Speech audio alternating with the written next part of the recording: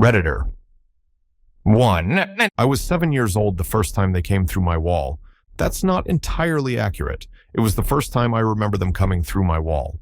The difference matters because there's so much about those nights that exists in a haze between memory and nightmare, between what I know happened and what my mind tells me couldn't possibly have happened. But I remember that first night with perfect clarity, the way you remember the moment right before a car crash or the second before you fall downstairs. My bedroom was on the second floor of our suburban home in Vermont. Nothing special about it. Pale blue walls, glow-in-the-dark stars on the ceiling, a bookshelf full of Goosebumps novels and science encyclopedias. The window faced east, offering a view of our backyard maple tree, and beyond that, the woods that seemed to stretch forever. I'd always been an anxious child, prone to lying awake long after bedtime, watching shadows move across my ceiling and imagining what might be hiding in my closet. But that night was different. That night, the fear wasn't coming from my imagination. It was coming from somewhere deeper, more primitive. Like my body knew something my mind hadn't figured out yet. It started with a feeling of pressure in my ears, like when you're driving up a mountain. Then the air in my room changed, becoming thicker, charged with static electricity that made the hair on my arms stand up. The digital clock on my nightstand flickered, 3:17 a.m. I lay there, rigid under my Star Wars blanket, trying to watch every corner of my room simultaneously. The walls, the ceiling, the closet door, the window, my eyes darted between them in a frantic pattern I would perfect over the coming years. That's when I saw it happen. The wall beside my dresser rippled, like someone had dropped a stone into a pond, but vertically. The ripples spread in concentric circles, and in their center, something began to push through. They were small, maybe 3 feet tall, with bodies so slender it seemed impossible they could support the weight of their oversized heads. Their skin wasn't like skin at all, more like modeling clay that had been smoothed to a perfect, textureless surface. No wrinkles, no pores, no indication of musculature beneath, just that uniform, putty-like gray. But it was their eyes that haunted me then, and haunt me still. Not the oval black eyes you see in movies or comic books. These wrapped around the sides of their heads, more like a wasp's eyes than anything mammalian. There was nothing you could read in those eyes, no emotion or intention. They were simply there to observe, to record, to process. 3 of them emerged that night. They moved with an efficiency that suggested purpose, but no personality. Like automated assembly line robots, programmed for a specific task. Their long, spindly fingers reached for my wrist, and their touch was neither warm nor cold, just present. I didn't scream. I couldn't. Terror had sealed my throat shut, turned my muscles to stone. They led me through the wall, a sensation I still can't properly describe, like walking through a membrane of cold water but remaining dry, and into somewhere else.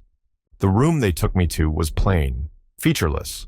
No visible doors or windows, just smooth walls that seemed to absorb light rather than reflect it. They had me sit on something that might have been a table, or might have been part of the floor that rose up to meet me. One of them ran its impossibly long fingers up my spine, vertebra by vertebra, like someone counting beads on a rosary. That's when she came in. She was different from the others, taller, maybe 6 feet, with features that seemed more defined, though still alien. While the smaller ones felt like machines or drones, she had presence, she had will. And when she looked at me with those insectoid eyes, I felt her inside my mind. Having another consciousness invade your thoughts is like trying to swim upstream in a flood. Her presence was overwhelming, inexorable. She didn't just read my thoughts. She moved through them, rearranged them, planted new ones like seeds in fertile soil. "We are grateful for your help," her voice echoed in my head, though she had no mouth that I could see. "You're a big help to us in our project." I wanted to ask what project, wanted to scream for my parents, wanted to wake up from what surely had to be a nightmare, but her will was like a heavy blanket over my own thoughts, smothering them before they could fully form. "Don't tell others about us," she continued. "They can't see us. They will only get upset." She tried to make it feel like praise, like I was special for being chosen, like a teacher complimenting a student for cleaning the blackboard after class. But I didn't want to be special. I didn't want to be chosen. I just wanted to be back in my bed, safe under my Star Wars blanket. And then she told me something that would haunt me for years. Don't make too much trash. People will get sick. Stop cutting down so many trees. It wasn't the message itself that disturbed me. It was the implication behind it. These beings, whatever they were, weren't just studying us. They were worried about us, about what we were doing to ourselves, to our planet. The thought that something so alien, so other, could be concerned about human behavior was more terrifying than any probing or experimentation.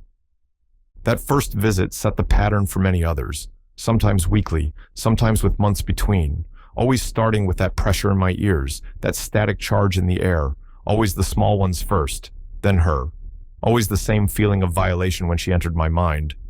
I developed strategies to cope. I would lie awake all night, trying to maintain that impossible vigilance of watching every surface simultaneously. I would exhaust myself to the point of collapse, hoping that if I was deeply enough asleep, they couldn't take me. It never worked. The visits continued through my childhood and into my early teens. They left no physical marks, no scars, no implants, no missing time I could definitively point to. Just the memories, the fear, and the crushing weight of knowing something that nobody would believe. I found an alien abduction book in the library when I was 11. Reading it was like finding a key to a door I didn't know was locked.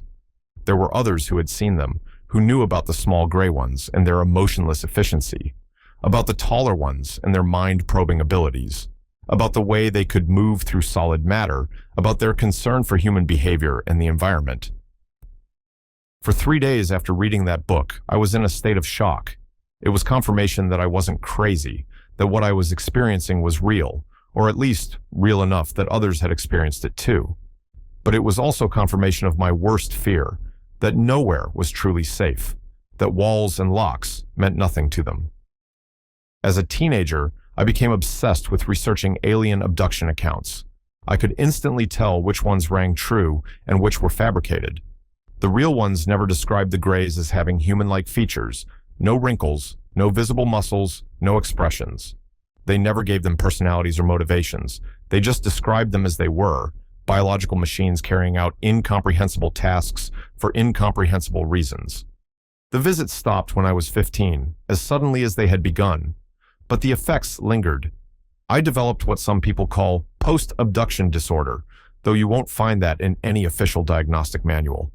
I still can't sleep without checking every corner of my room, still can't handle needles because I'm terrified they'll touch bone, still feel that primitive fear response when I see certain insects, wasps especially, with their alien eyes and purposeful movements.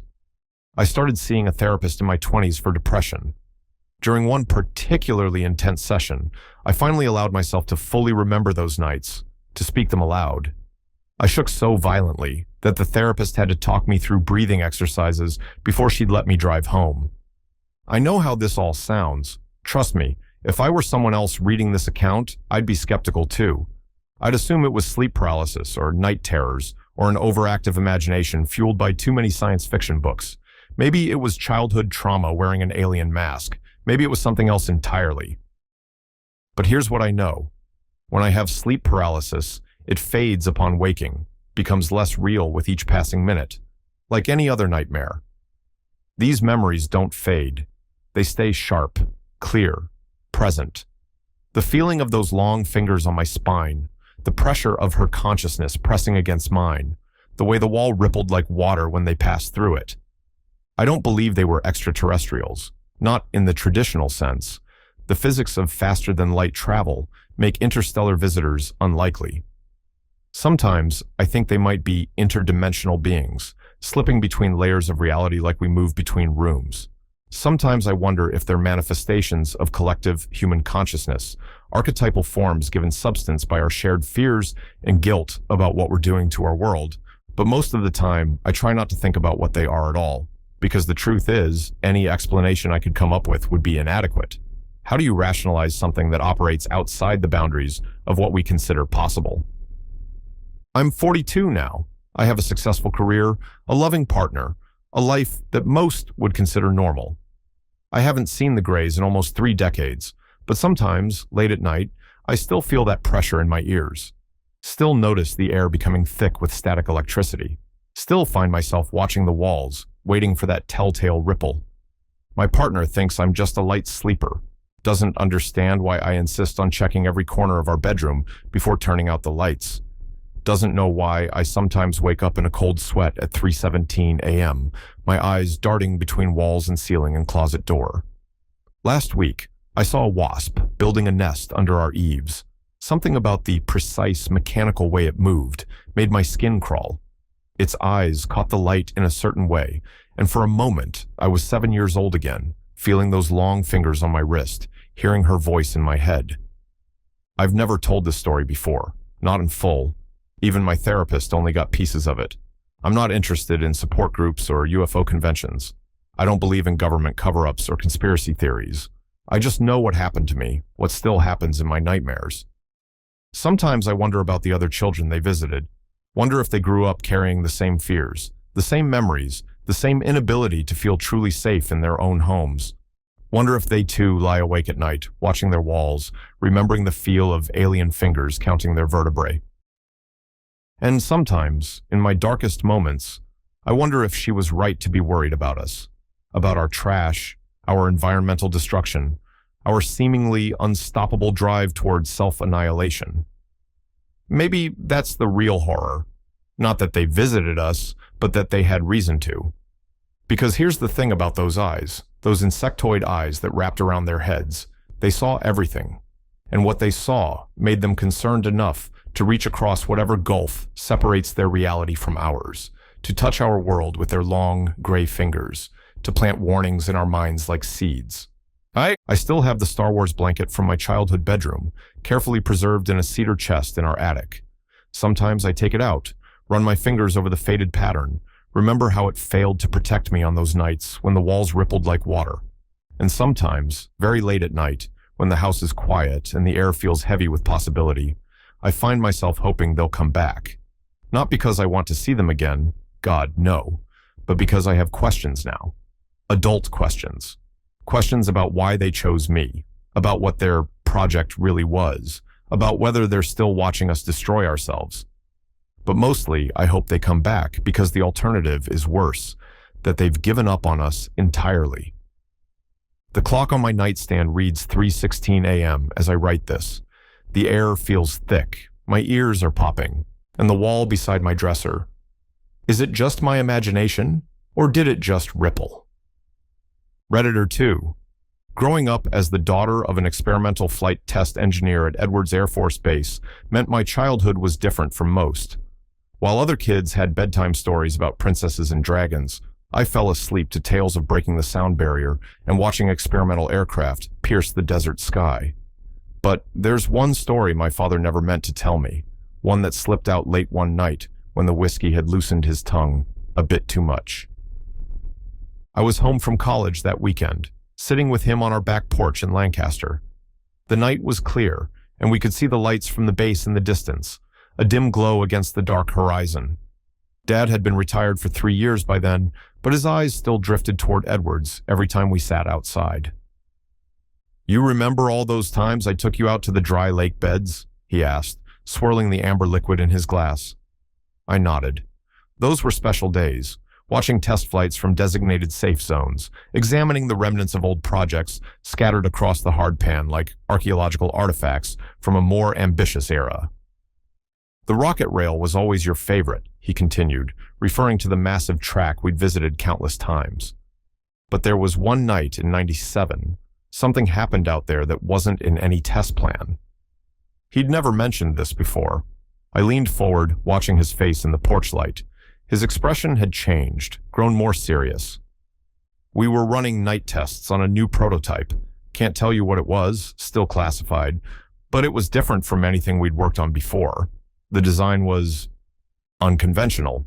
Some of the engineers joked that it looked more alien than human-made." He took another sip of whiskey. "That night, we had perfect conditions. Clear sky, no moon, minimal civilian air traffic. The test pilot, James Mitchell, good man, flew in Desert Storm, was ready for the first full-speed run. Everything checked out in pre-flight. The takeoff was normal. But when the craft reached test altitude, something changed. The sensor readings went haywire. The craft started pulling maneuvers that shouldn't have been possible, forces that would have killed any pilot. Mitchell's radio went dead. Dad's hands were shaking slightly. Then we saw the lights, not the craft's lights, something else. 3 bright points of light, moving information with our prototype. They hadn't shown up on radar, hadn't triggered any of our detection systems. They just appeared. The prototype started mimicking their movements exactly, like a mirror image. When we finally got radio contact back, he wasn't himself. He kept repeating coordinates in a voice that didn't sound quite right. The coordinates led to one of the smaller dry lake beds, one we never used for testing. We lost all tracking data for 12 minutes. When the systems came back online, the prototype was sitting on the lake bed, perfectly intact, but ice cold to the touch. Mitchell was unconscious in the cockpit. When he came to, he had no memory of landing. Dad fell silent for a long moment. The next day, they scrubbed the project. All data erased, all materials disposed of. Mitchell took early retirement and moved to Alaska. Nobody ever officially acknowledged what happened. But that's not the strangest part, he continued, his voice dropping. A week later, I was reviewing footage from our perimeter cameras, looking for anything unusual. I found a gap in the recording, exactly 12 minutes long, but when I slowed down the last frame before the gap, I saw something. He pulled out his phone, fumbled with it for a moment, then handed it to me. The photo was grainy, a still from a security camera. At first, I saw nothing unusual, just the dark expanse of the dry lake bed. Then I noticed it, a pattern in the hardpan, visible only because of the camera's infrared mode. It was a perfect circle, maybe half a mile in diameter, filled with intricate geometric shapes that seemed to shift and change the longer I looked at them. That pattern wasn't there the next day, Dad said, but ever since then, every few years, pilots report instrument failures over that exact spot. Their compasses spin wildly, radio goes dead, GPS fails. And sometimes, if you're out there at night. He trailed off, staring into his empty glass. What? I pressed. What happens? Sometimes you see lights down on the lake bed, like something's drawing those same patterns with laser precision, but from beneath the surface. The brass always dismisses it as atmospheric phenomena or testing new ground illumination systems. But I know every project that went through Edwards during my tenure, there was never any illumination system that could do what I've seen out there. The thing is, he continued, after that night, I started digging through old records. Turns out there were other incidents, going back to the 1950s, experimental aircraft experiencing unexplained phenomena during night testing, pilots reporting impossible maneuvers from unidentified craft, strange patterns appearing and disappearing on the lake beds. You know how everyone thinks the F-117 Nighthawk generated all those UFO reports when they were testing it in Palmdale? Sometimes I wonder if it wasn't the other way around, if they didn't design it to look like that because they were trying to replicate something they'd seen out here.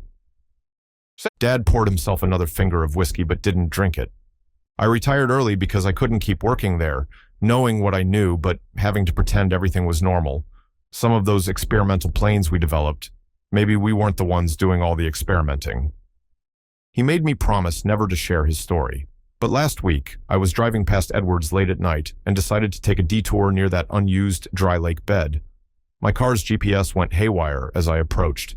Through my windshield, I saw lights dancing across the hardpan, drawing patterns that seemed to pulse with an inner logic. I quickly turned around and left. But in my rearview mirror, I swore I saw something rising from the lake bed, something that looked eerily similar to the prototype from my father's story. Only this time, it wasn't one of ours. Dad passed away last year, taking most of his secrets with him. But sometimes, on clear nights, I sit on my porch and watch the distant lights over Edwards. And I wonder how many of those experimental aircraft are really ours, and how many are just us trying to catch up to what's already out there, dancing through the desert night, drawing patterns in the ancient dust of dry lake beds that hold more secrets than any of us are ready to know. Redditor 3. The worst part isn't the nightmares. It's not the missing time or the strange lights I sometimes see in the corner of my eye. The worst part is that I had proof, actual, physical proof, and I let it slip away down a bathroom drain when I was 12 years old. I've never told this story on social media or any UFO forums. Who would believe me? But lately, the dreams have been getting worse, and I need to write this down, even if just to convince myself I'm not crazy. It started with an itch in my left earlobe. Nothing dramatic, just the kind of irritation that makes you unconsciously reach up and scratch throughout the day. My mom noticed me doing it during dinner one night and assumed it was an earring infection, except I didn't have pierced ears. A week later, I felt it. Something hard and round, just under the skin. When I pressed my fingers against my earlobe, I could roll it around slightly, like a tiny ball bearing trapped beneath the surface. Mom said it was probably just a pimple or a cyst, totally normal for someone your age, she insisted. But I knew my own body. This was different. The school nurse said the same thing when I visited her office. Just an under-the-skin pimple, honey. Put some tea tree oil on it. But pimples don't feel like metal. Pimples don't seem to pulse slightly when you're trying to fall asleep. It stayed there for 6 months. 6 months of constant awareness, of lying awake at night, feeling this foreign object in my flesh, of catching glimpses of strange lights through my bedroom window and waking up with my pajamas on backward or inside out. I started having dreams, if they were dreams. I was lying on something cold and flat, bright lights above me, shadows moving just outside my field of vision. There was a high-pitched sound, like electronic feedback, and then a sensation in my ear, like something being inserted with terrible precision. I'd wake up tangled in my sheets, heart racing, the thing in my ear seeming to throb in time with my pulse. After half a year of this, I couldn't take it anymore. One Saturday morning, when my parents were out shopping, I decided to take matters into my own hands. Looking back, I know how stupid and dangerous this was, but at 12, you think you're invincible. I gathered my supplies, a sewing needle, rubbing alcohol, cotton balls, and my mom's hand mirror. I locked myself in the bathroom and sterilized everything as best I could, trying to remember what I'd learned from watching medical shows. The needle hurt going in, and the blood was immediate, way more than I expected. But I barely noticed the pain, because I could feel it, the hard, round object, sliding under my skin toward the hole I'd made. I squeezed upward, forcing it toward the opening, my fingers slippery with blood. When it finally popped out, I nearly dropped it. It rolled across my palm, leaving a tiny trail of red. A perfect sphere, smaller than a BB, made of some black metal I'd never seen before. It had an indentation around its center, like an equator, and its surface was covered in tiny dimples, similar to a golf ball but more uniform, more deliberate. My hands were shaking as I held it up to the light. The metal seemed to absorb the light rather than reflect it. And was it warm? Not from my body heat, but from within, like it was generating its own energy. I set it on the edge of the sink to clean up some of the blood, and that's when it happened. The sphere suddenly rolled on its own, making 2 perfect circles around the sink's perimeter before disappearing down the drain with a quiet plink. I screamed in frustration and plunged my hand into the drain, but it was gone. When my parents got home, they found me sitting on the bathroom floor, crying, blood on my hands and shirt. I tried to tell them what happened, but they were too angry about my dangerous stunt to listen. Dad cleaned my ear while Mom lectured me about not popping pimples with needles. That was 15 years ago. The dreams stopped after that, and the strange lights became less frequent. I graduated high school, went to college, started a career, normal life stuff. But I've never stopped wondering about what I lost down that drain. Last month, I felt an itch in my right earlobe. When I pressed my fingers against it, there was something hard and round just under the skin. I made an appointment with a doctor immediately. They did an x-ray, but nothing showed up. The doctor said it was probably just a cyst. But last night I saw lights outside my window again, and this morning my pajamas were on inside out. This time, I won't try to remove it myself. This time, I'll be smarter. I've bought a powerful magnet and a glass jar. I've installed cameras in my bedroom. Whatever this thing is, whatever's happening to me, I won't let the proof slip away again. But sometimes, late at night, I swear I can feel that first implant, still out there somewhere in the sewers, sending its silent signals into the dark. And I wonder, what if it's not trying to communicate with something above us? What if it's trying to reach something below? P.S. If you're reading this and feel something similar under your skin, don't do what I did. See a doctor. Get scans. Document everything. Don't let desperation drive you to self-surgery like I did. Because if you do find something unexplainable, something that shouldn't be there, you'll want proof, and you'll want to be ready for what happens next. Redditor. 4. The black spot appeared on my thigh sometime in early March, just a tiny dark freckle, barely noticeable against my pale skin. Nothing to worry about, I thought. Just another sign of getting older, like the gray hairs I'd started finding or the way my knees crackled when I climbed stairs. But freckles don't grow, not like this one did. By May, it had developed a strange indentation in the center, like a volcanic crater in miniature. The skin around it felt different too, harder, almost waxy to the touch. I found myself absently running my fingers over it during meetings, probing at its edges while watching TV, becoming increasingly aware of its presence with each passing day. I've had skin problems before. Who hasn't? Teenage acne, the occasional cyst, that kind of thing. But this was different. When I pressed against it, I could feel something solid underneath, like a ball bearing had somehow become trapped beneath my skin.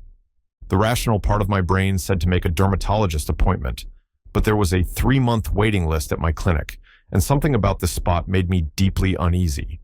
It felt wrong, foreign, like it didn't belong in my body. Last night, I finally broke. After tossing and turning for hours, unable to sleep because I could feel it pressing against my pajama pants, I got up and went to the bathroom. I told myself I was just going to take a closer look, maybe clean the area. I lied. I had everything prepared before I even admitted to myself what I was going to do. Tweezers sterilized in boiling water, antiseptic wipes, gauze, bandages. The bathroom light felt too harsh as I examined the spot in the mirror. Had it gotten bigger? The indentation definitely seemed deeper. When I pressed the skin around it, something shifted underneath. Not the way a cyst moves. This was more deliberate, more solid. Like whatever was in there was trying to adjust its position. The first squeeze hurt more than I expected. Not just surface pain, but a deep, burning sensation that radiated up my leg. But I could see it now, something dark and round, pushing against the thin layer of skin that contained it. I grabbed the tweezers, my hands shaking slightly. The metal felt cold against my flesh as I tried to grip whatever was beneath the surface. That's when I felt it move again, not from my pressure, but on its own. The pain intensified, but I couldn't stop. I had to know what was under there, had to get it out. Another squeeze, and suddenly the skin split. No blood at first, just a perfect black sphere beginning to emerge from the opening. It was bigger than I expected, much bigger than the external spot had suggested. As it dropped into my waiting gauze pad, I estimated it was about the size of a small marble. The surface was smooth and oddly reflective, like polished hematite, too perfect to be organic. My first panicked thought was that it was a tick, one of those engorged ones you see in medical warning photos. But ticks have legs, bodies, identifiable parts. This was just a sphere, a perfect, seamless sphere that seemed to absorb light rather than reflect it. I placed it carefully in a small glass vial I'd taken from my sister's bead collection. The hole in my leg had finally started bleeding, but not as much as you'd expect. The edges of the wound were clean, almost surgical. As I bandaged myself up, I could have sworn the sphere moved inside the vial, just a tiny rotation, but enough to make me nearly drop it. I secured the cap tightly and set it on my bathroom counter while I finished cleaning up. That's when I noticed something strange in the mirror. On my other thigh, about 6 inches above my knee, was a small black spot, just a tiny dark freckle, barely noticeable against my pale skin. The sphere sits on my desk now as I write this, sealed in its glass prison. Sometimes, when the room is quiet, I think I can hear it, a high-pitched frequency just at the edge of hearing. And sometimes, when I glance at it from the corner of my eye, I could swear it's oriented differently than how I left it. I should take it to a doctor, I know that. Have it analyzed, tested, studied. But something stops me every time I think about it. Maybe it's fear of being dismissed, of being told it's just a blackhead or a cyst, despite what my eyes and hands told me. Or maybe it's something else, a feeling that some questions are better left unanswered. The new spot on my other thigh hasn't changed yet. No indentation, no hardness beneath. But sometimes, late at night, I think I can feel something moving under the surface, and the sphere in the vial seems to pulse ever so slightly when I bring it near that spot, like it's responding to something, like it's greeting a sibling still waiting to emerge. I've started checking my body obsessively for more black spots. So far, I've found 3, all tiny, all innocent looking. For now, the sphere sits on my desk as I write this, its surface as pristine as the moment it emerged from my flesh. I know I should show someone, tell someone, but every time I consider it, that high-pitched frequency seems to intensify, and I feel a strange reluctance take hold. Maybe tomorrow I'll take it to a doctor, maybe tomorrow I'll have it analyzed, but for now, I just watch it, and sometimes, I swear, it watches back. P.S. If you find a similar spot on your skin, don't do what I did. See a professional, because now I'm starting to wonder, what if it wasn't trying to get out? What if it was just moving to somewhere else? Redditor 5. Summer nights in Utah's mountains have a way of making you feel small. I learned that lesson back in 2012, when I was 16 and thought I knew everything. Now, a decade later, I'm not so sure about anything anymore, especially about what happened that night near Springville. There were 4 of us, me, Jake, Marcus, and Chris. We'd been camping in these mountains since we were kids, usually with our families, but this was our first time alone. Just 4 teenagers, a canvas tent, and enough junk food to survive a nuclear winter. We felt invincible. The tent was Jake's dad's old Army surplus beast, thick canvas that blocked out even the brightest stars. We'd set up in a small clearing about 2 miles up from the valley, far enough from the trail that we wouldn't have to deal with other hikers. The perfect spot for 4 high school sophomores to feel like they owned the world. We'd been in the tent for maybe an hour, destroying a bag of Doritos and talking about nothing important, when Marcus went quiet mid-sentence. Through the heavy canvas, we could see it.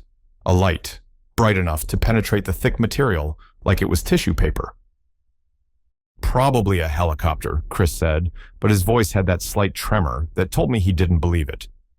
We unzipped the tent and scrambled out, nearly tripping over each other in our hurry. The light hung in the sky above the valley, too low for a plane, too stable for a helicopter. It was like someone had hung a miniature sun in the middle of the night. "Holy shit," Jake whispered. None of us moved. None of us even breathed. The light just stayed there, hovering, like it was watching us. After what felt like forever, but was probably closer to 30 minutes, it started to move. Not the way aircraft move. This was different, smoother, like a water droplet sliding down a window. It descended slowly into the valley, its glow illuminating the mountainside and casting long shadows through the trees. I'd like to say we acted brave. We didn't. We started cursing at it, our voices cracking with fear disguised as teenage bravado. Jake and Marcus grabbed their BB guns from the tent, like that would do anything, and started waving them around. "Get out of here!" Chris shouted, his voice echoing across the valley. "We see you!" The light stopped again, hanging maybe 1,000 feet above the valley floor. For another half hour, we stood there, our initial panic giving way to a kind of terrified fascination. That's when it happened. The light split into 2 perfect spheres, so smoothly it looked like cell division under a microscope. For a moment, they hung there, identical and brilliant. Then each one changed. A blue flame or energy or something appeared around them, like St. Elmo's fire, but more purposeful. In an instant, they shot off in opposite directions, leaving trails of blue light that burned themselves into our retinas. One went east, toward the higher peaks, the other west, toward the Great Salt Lake. Then they were gone, leaving us standing in darkness, so complete it felt like we'd gone blind. None of us slept that night. We sat in the tent, jumping at every sound, our BB guns close at hand, even though we knew they were useless. As the sun rose, we convinced ourselves it had been a military test, or maybe some rich guy's drones, or anything else that would let us feel like we understood what we'd seen. But for the next week, we saw those lights again, every night, moving through the mountains. From our homes in Springville, they looked like distant stars that refused to follow astronomical rules. Sometimes they danced around each other, sometimes they hung motionless for hours. Once, I swear, I saw 3 of them forming a perfect triangle above the highest peak. We never told our parents, never reported it to anyone. Who would believe 4 teenagers? Besides, in Utah County, you learn pretty quick that some stories are better kept to yourself. Years passed. Jake moved to California for college. Marcus joined the Air Force. Chris became an accountant in Salt Lake City. We don't talk about that night, even when we get together. But sometimes, when I'm driving through the valley late at night, I see lights in the mountains that don't move quite right. Last month, my 16-year-old nephew asked to borrow my camping gear. He and his friends want to camp in those same mountains. I said yes, but I made him promise to take a good flashlight. Not to keep the darkness away, but to signal back, just in case those lights are still up there, still watching, still waiting for someone to wave hello. Because here's the thing we never told anyone. Right before those lights split apart that night, right before they shot off into the darkness, they arranged themselves in a pattern. The same pattern we'd been making with our flashlights earlier that evening when we were goofing around outside the tent. They'd been watching us long before we noticed them. Sometimes I dream about that night, about those perfect spheres of light splitting apart like cells dividing. And I wonder, what if they weren't leaving? What if they were multiplying? Look up at the mountains around Springville on a clear night. Count the lights that don't quite move like stars. There seem to be more of them every year. Redditor 6. The thing about New Mexico highways is that they can hypnotize you if you're not careful. Miles of straight road cutting through red earth and scrubland, heat waves dancing on the horizon, and a sky so vast and blue it seems artificial. I'd driven this stretch of I-40 dozens of times, but that day in June 2018 was different. That was the day I almost discovered aliens. Almost. I was heading east from Albuquerque to Amarillo for a sales conference, my car loaded with sample products and promotional materials. The radio had given up on finding stations an hour ago, leaving me alone with my thoughts and the steady hum of tires on asphalt. That's when I first saw it, a perfect chrome sphere hanging in the cloudless sky. At first, I thought it was a reflection in my windshield, maybe sunlight bouncing off my watch or phone. But when I moved my arm and checked my phone's position, the sphere remained, hovering at what I guessed was about 5 miles away. It looked solid, metallic, catching the sunlight like a massive ball, bearing suspended in the blue. I blinked hard, then again. The sphere was still there. No way, I muttered to myself, gripping the steering wheel tighter. I'd lived in New Mexico my whole life. I'd heard all the stories, Roswell, Socorro, the Aztec incident. I'd rolled my eyes at UFO enthusiasts and alien-themed gift shops. But now, here I was, watching what could only be described as an unidentified flying object pacing my car in broad daylight. The rational part of my brain started running through possibilities. Drone, experimental aircraft, optical illusion. But drones aren't usually perfect spheres. Military craft generally have visible propulsion systems, and optical illusions don't maintain their position relative to a moving vehicle for 20 straight minutes. My heart was racing. This was it. My moment. All those hours I'd spent watching documentaries about close encounters, all those late-night Reddit threads about government cover-ups, they were leading to this. I, David Martinez, average medical supply salesman from Albuquerque, was about to become part of UFO history. I could see the headlines.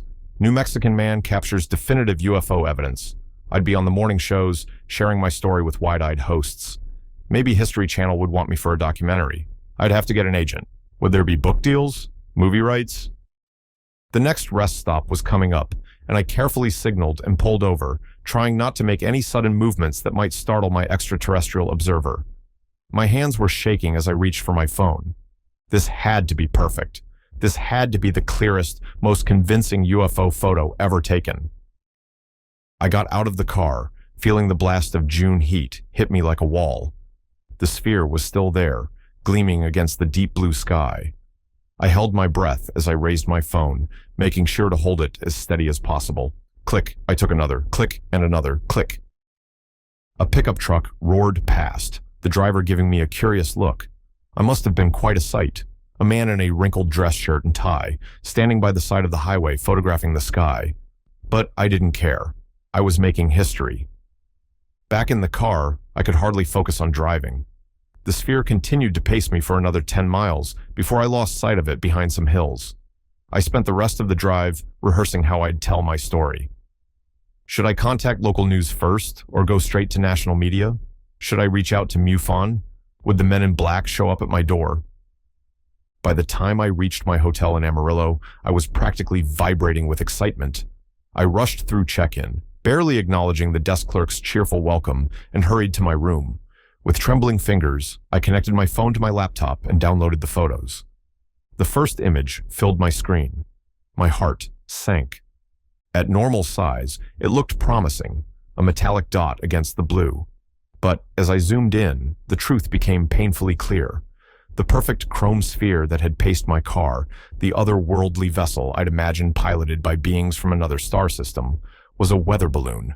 A perfectly ordinary, completely terrestrial, utterly mundane weather balloon. I sat there for a long time, staring at the image. The high-resolution photo showed every detail: the slightly elongated bottom, the characteristic tether point, the distinctive surface texture that any meteorologist would recognize instantly, miles and miles away, catching the sunlight just right to look like something far more extraordinary. I closed my laptop and lay back on the hotel bed, laughing at myself. All those imagined headlines, all those practiced interviews, all those visions of fame and fortune, punctured as easily as a balloon. The next morning, as I was setting up my booth at the medical supply conference, another vendor asked if I'd had a good drive in. Uneventful, I said. Just the usual. But here's the thing about that day, about that chrome sphere in the New Mexican sky. It taught me something important. For 20 minutes, I believed. For 20 minutes, I lived in a world where anything was possible, where the extraordinary could appear on an ordinary Tuesday afternoon on I-40. The truth is, I've never deleted those photos. Sometimes, late at night when I can't sleep, I pull them up and look at that distant silver dot against the blue. I zoom in until the weather balloon becomes unmistakable, then zoom back out until it becomes mysterious again. Both realities exist in the same image, the mundane truth and the extraordinary possibility. Since that day, I've learned a lot about weather balloons. They're launched twice daily from hundreds of locations across the country, carrying instruments that measure temperature, humidity, pressure, and wind speeds. They rise up to 20 miles into the atmosphere before expanding and bursting. They're vital tools for meteorologists and researchers. They're also responsible for a significant percentage of UFO sightings, especially during the golden age of flying saucer reports in the 1950s and 60s. But knowing all that doesn't change those 20 minutes when I thought I was seeing something impossible. Those 20 minutes when the world seemed bigger, stranger, and more wonderful than I'd imagined. I still drive that stretch of I-40 regularly for work.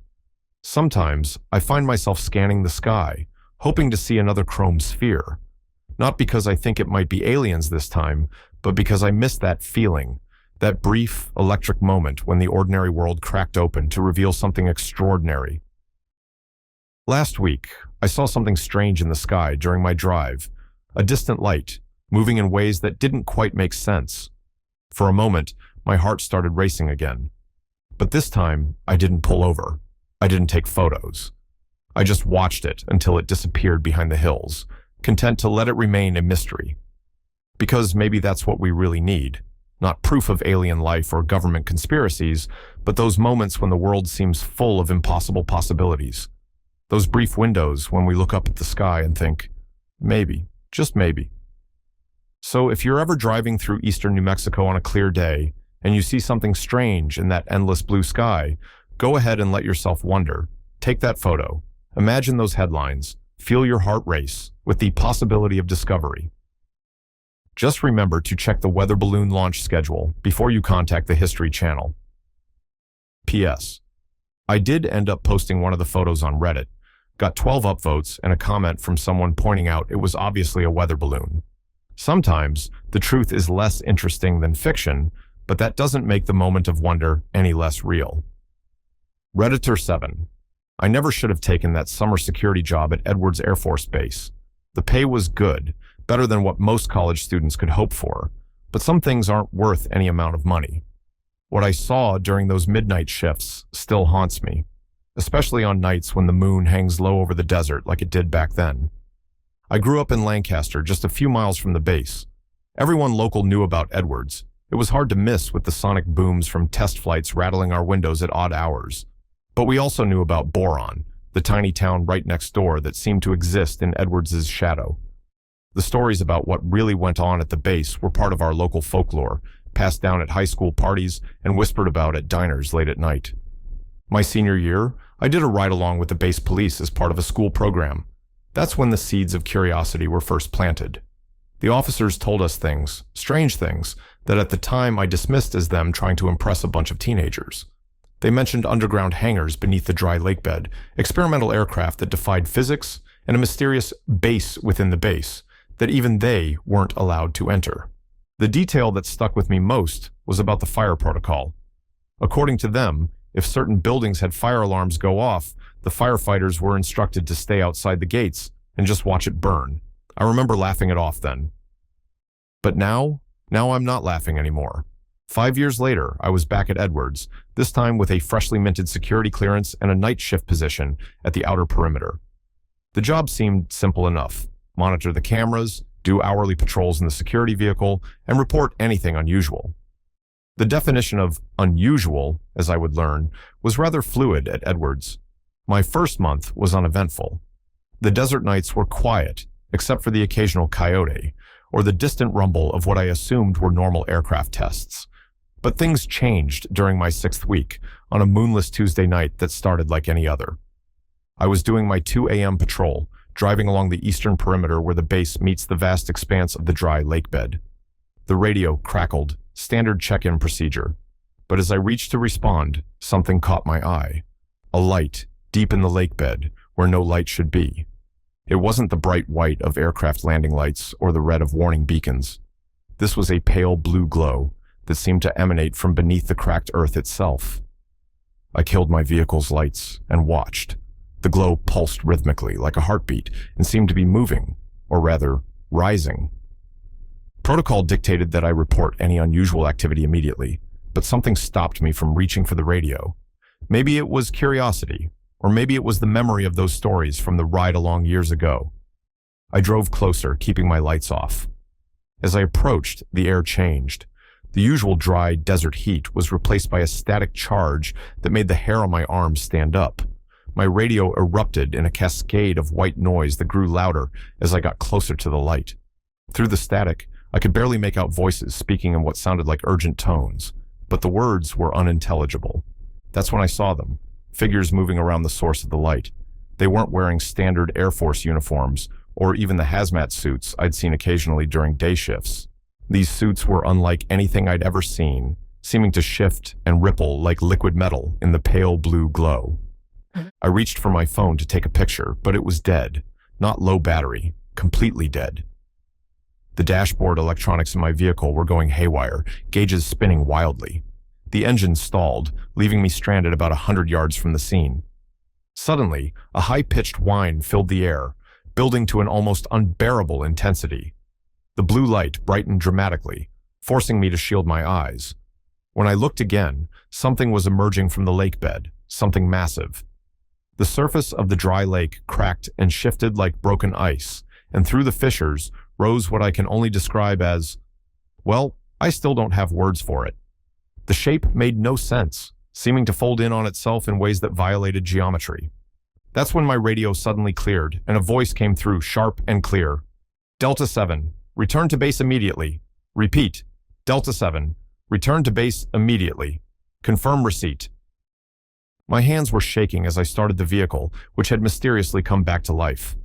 As I turned around, I caught one last glimpse in my rearview mirror. The figures in the shifting suits were looking in my direction, and above them, the impossible shape was still rising from the ground, now easily as tall as a 10-story building. I broke several speed limits getting back to the main security office. When I arrived, my supervisor was waiting for me, along with 2 men in black suits I'd never seen before. They took my security badge, had me sign a stack of non-disclosure agreements, and informed me that my employment was terminated, effective immediately. Before I left, my supervisor pulled me aside. "Whatever you think you saw out there," he said, "you didn't. But if you did see something..." He paused, glancing at the men in suits. "Well, let's just say there's a reason we let certain fires burn themselves out. That was 3 years ago. I'm back in Lancaster now, working at my uncle's auto shop. Sometimes, late at night, I hear the sonic booms that everyone's so used to. But now I know they're not all from aircraft, at least not any aircraft that's supposed to exist. Every so often, I see lights out over the dry lake bed. The official explanation is always the same: routine night training exercises. But I know better now. And sometimes, when I drive past Boron late at night, I swear I can feel that same static charge in the air, making the hair on my arms stand up. I've never told this story before, partly because of those non-disclosure agreements, but mostly because I'm afraid of what might happen if the wrong people realize I'm talking. But lately, I've been seeing more lights, hearing more strange sounds. Whatever they're testing out there, it's ramping up. And sometimes, on very quiet nights, I can hear a high-pitched whine carrying across the desert, and I wonder what else is waiting to emerge from beneath that dry lake bed. Redditor 8. I used to think amateur astronomy was the most peaceful hobby in the world. Just me, my telescope, and the vast emptiness of space. No deadlines, no drama. Just the quiet companionship of distant stars. That was before I started seeing things that shouldn't exist. Before the lights began following me home. It started on a Tuesday night in October. The air had that perfect autumn crispness that makes stargazing a pleasure rather than an endurance test.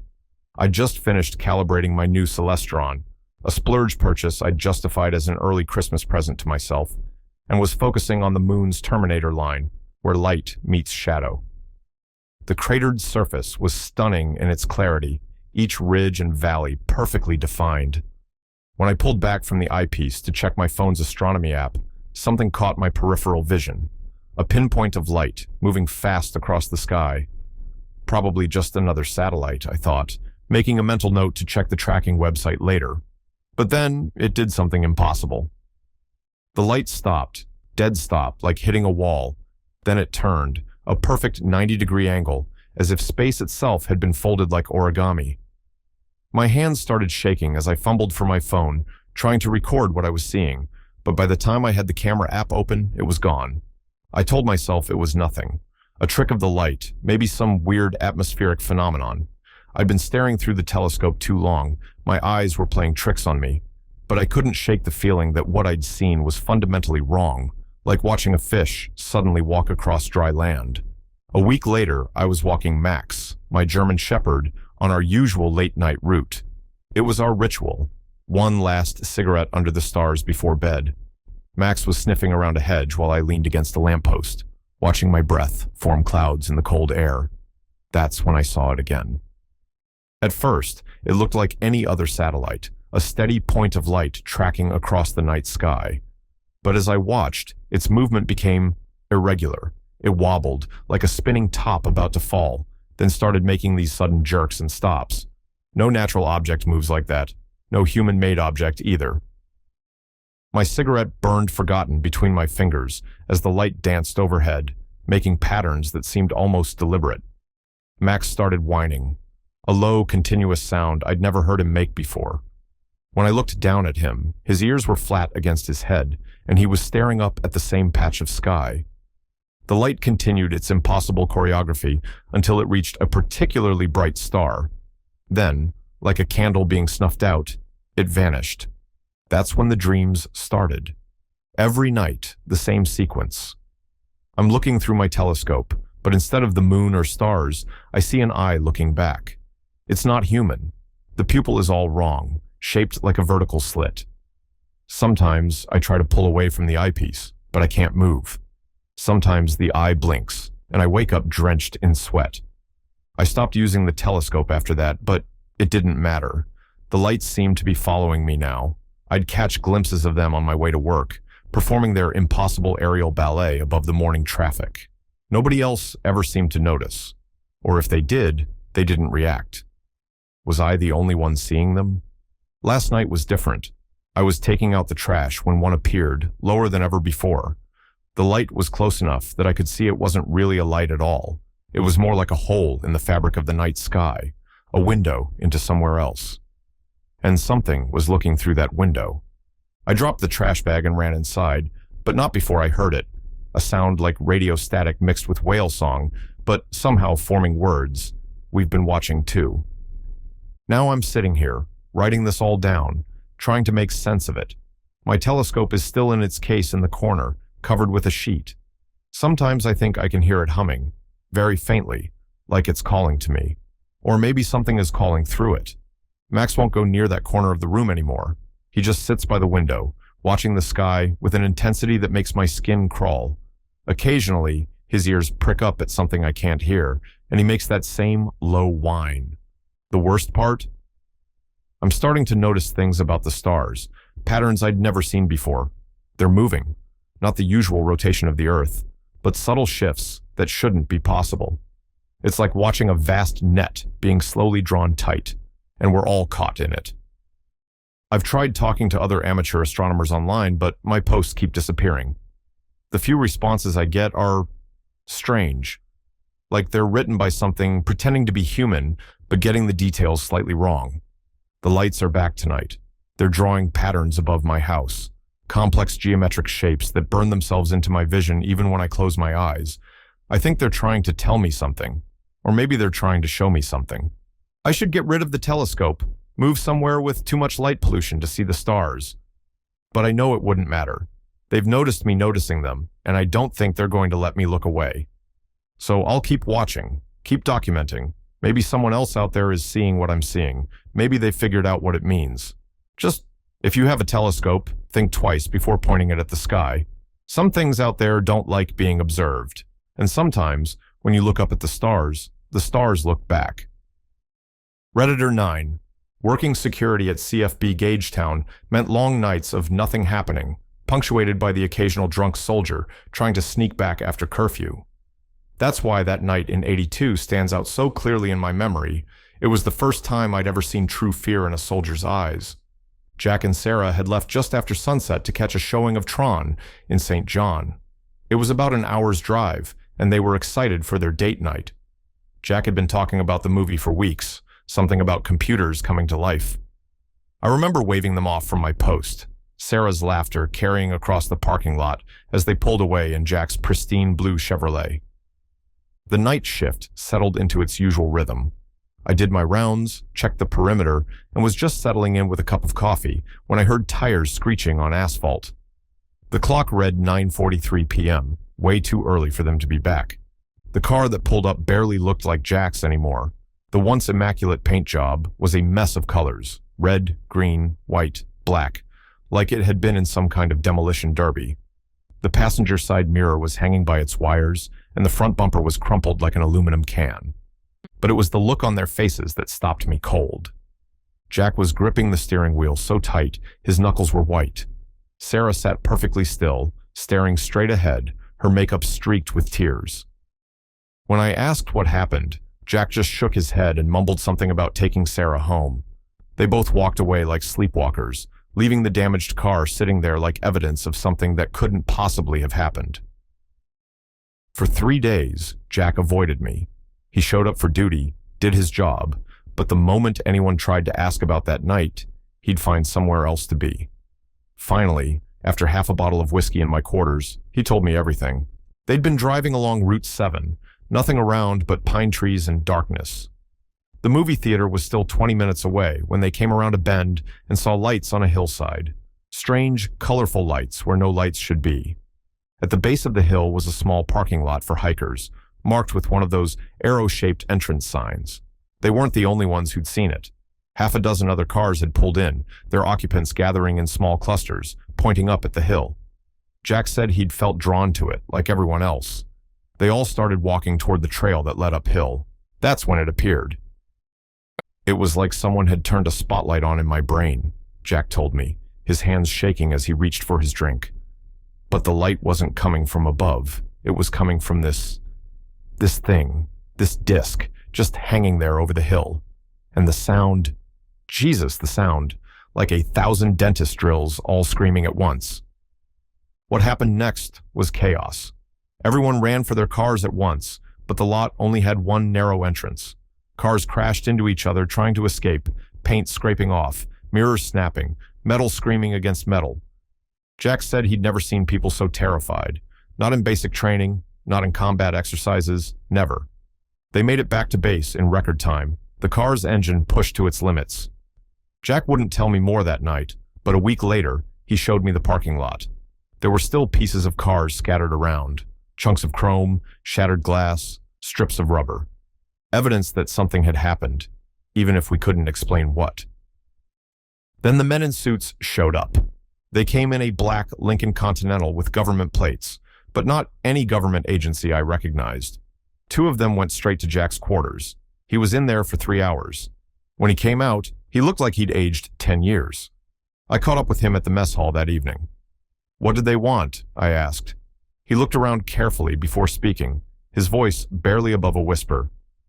"Listen to me carefully, because I'm only going to say this once. If you value your career, if you value your life, you never saw those men. You never heard this story. That night never happened." Jack requested a transfer the next week. Sarah broke up with him before he left. Last I heard, he was stationed somewhere in the Arctic, as far from New Brunswick as he could get. Sometimes, on late shifts, I find myself staring at that stretch of highway visible from the base's north tower. On clear nights, you can see the hill where it happened. I've never seen any strange lights up there, but I've noticed something odd. No one local ever uses that hiking trail anymore. The parking lot's been officially closed for years, the entrance blocked with concrete barriers. But every now and then, I'll hear stories from travelers passing through. Stories about lights in the hills, about missing time, about men in black suits asking questions. I keep my mouth shut when I hear them. After all, some stories aren't meant to be told. Some nights aren't meant to be remembered. But I still have a piece of chrome from that parking lot, tucked away in my footlocker. Just to remind myself that it wasn't all a dream, that somewhere out there, above the hills of New Brunswick, something is watching. And sometimes it does more than just watch. More than just watch. More than just watch. More than just watch. More than just watch. More than just watch. More than just watch.